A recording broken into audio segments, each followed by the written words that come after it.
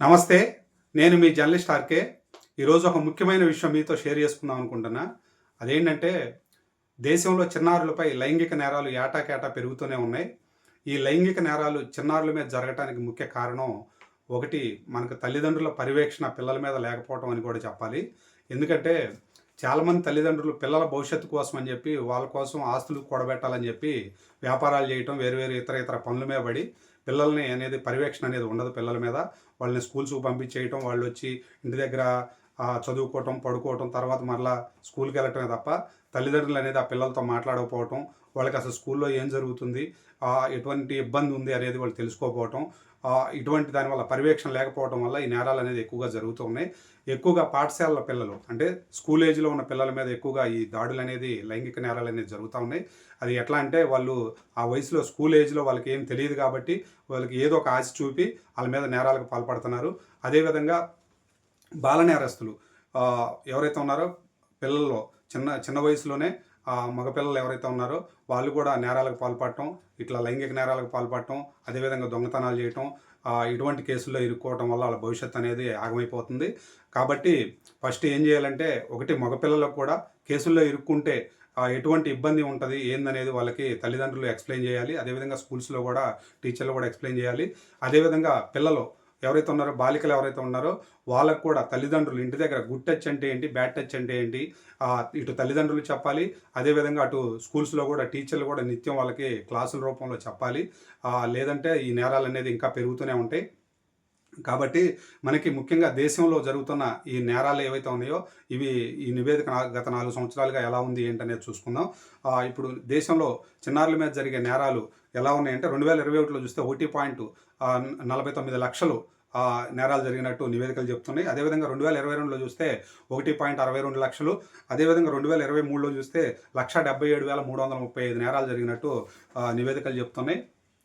అదేవిధంగా ఇక కిడ్నాప్ కేసులు ఏవైతే ఉన్నాయో, పిల్లల్ని, చిన్నారుల్ని ఈ లైంగిక నేరాలకు పాల్పడేందుకు కిడ్నాప్ కేసులు ఏవైతే ఉన్నాయో అవి కూడా చూసుకుంటే 2022లో కిడ్నాప్ కేసులు మొత్తం కూడా 1,07,588 నమోదైనట్టు నివేదికలు చెప్తున్నాయి దేశం మొత్తం మీద. అదేవిధంగా 2023లో చూసుకుంటే 1,13,564, అంటే దాదాపుగా పెరిగింది ఇక్కడ. చూస్తే దాదాపుగా 6,000 కేసులు పెరిగినాయి దేశంలో 2022కి 23కి. అదేవిధంగా 2023లో ఓన్లీ బాల్య వివాహాలు, పిల్లల్ని తీసుకెళ్ళి పెళ్లి చేయడం కోసం కిడ్నాపులు చేసిన కేసులే దాదాపు 14,637 నమోదైనవి. ఈ నివేదికలు చూస్తే చాలా భయాందోళన కలిగిస్తుంది. కాబట్టి తల్లిదండ్రులు అనేది పిల్లల మీద పర్యవేక్షణ ఖచ్చితంగా ఉండాలి. అదేవిధంగా లైంగిక నేరాలు చూసుకుంటే దేశం మొత్తం మీద 2019 నుంచి 2023 వరకు లైంగిక నేరాలు ఏ విధంగా జరిగినాయి అనేది చూసుకుంటే, 2019లో చూసుకుంటే దేశం మొత్తం మీద 46,005 కేసులు నమోదైనవి, లైంగిక నేరాల కేసులు. అదేవిధంగా 2020లో చూస్తే 46,123 లైంగిక నేరాలు జరిగినట్టు నివేదికలు చెప్తున్నాయి. అదేవిధంగా 2021లో చూసుకుంటే 53,874 నేరాలు జరిగినట్టు నివేదికలు చెప్తున్నాయి. అదేవిధంగా 2022లో చూసుకుంటే 63,414 నేరాలు జరిగినట్టు తెలుస్తుంది. అదేవిధంగా 2023 చూసుకుంటే 67,694 నేరాలు జరిగినట్టు ఇక్కడ నివేదికలు చెప్తున్నాయి. అదేవిధంగా ఇక ఛార్జ్ షీటు అంటే, ఇప్పుడు ఈ పిల్లల మీద జరిగే లైంగిక నేరాలు కావచ్చు, ఇంకేమైనా దాడులు కావచ్చు, ఈ చిన్నారుల మీద జరిగే దాడులు ఏవైతే ఉన్నాయో వీటి మీద ఛార్జ్ షీటు నమోదైన పర్సంటేజ్ ఎలా ఉంది, ఏ రాష్ట్రంలో ఎలా ఉందనేది చూసుకుంటే, ముఖ్యంగా ఎక్కువగా గ్రామాల్లో ఏం జరుగుతుందంటే, లైంగిక నేరాలు కానీ ఇంకేమైనా దాడులు చిన్నారుల మీద జరిగినా ఏది జరిగినా దాదాపుగా బయటికి రాకుండా సెటిల్మెంట్ చేసుకుంటారు. ఎక్కువగా గ్రామంలో పెద్దలు కూర్చొని వాళ్ళే పంచాయతీలు చేసి సెటిల్మెంట్లు చేస్తూ ఉంటారు.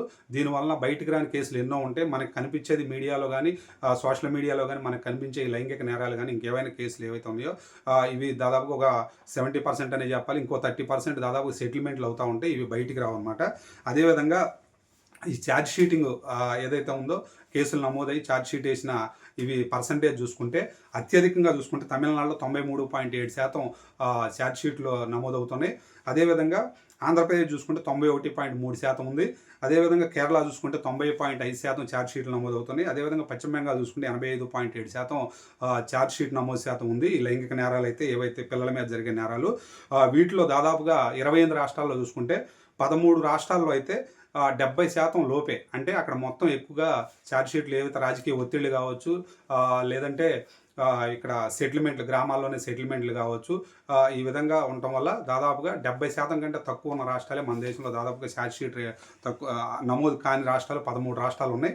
అదేవిధంగా ఇక బాల నేరస్తులు చూసుకుంటే 18 ఏళ్ల లోపు నేరాలు చేసే సంఖ్య దాదాపు 2022లో 30,555 ఉంది దేశవ్యాప్తంగా. అదేవిధంగా 2023లో చూసుకుంటే 31,365 పెరిగింది. ఇది బాల నేరస్తులు చిన్న వయసులోనే నేరాలు చేసి, లైంగిక నేరాలు కానీ ఇంకేదైనా చోరీలు కానీ చేసి ఈ నేరస్తుల సంఖ్య అన్నమాట ఇది.